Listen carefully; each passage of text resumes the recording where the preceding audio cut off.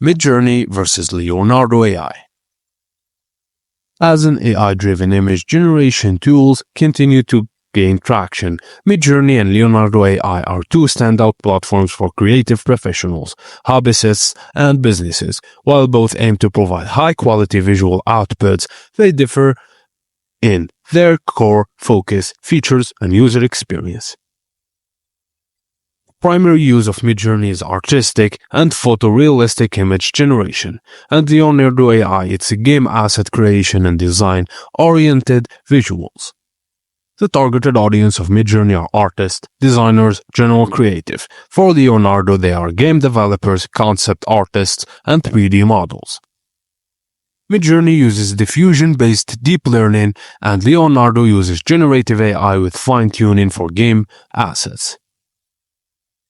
Midjourney is a Discord-based platform access, and Leonardo is a web-based one. Midjourney, known for its artistic focus, ease of use and customization.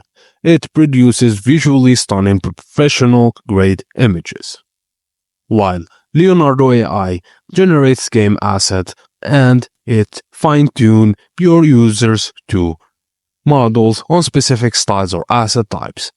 It has a friendly user interface, and it is designed for team workflows, enabling project collaborations among game developers and designers. They both have a free limited plan, but Midjourney has trial, but Leonardo has a generous free tier with credits.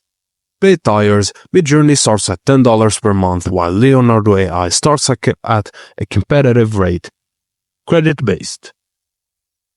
So, choose Midjourney if you're an artist or designer seeking highly stylized and create visuals. You want professional-grade images for personal or commercial projects.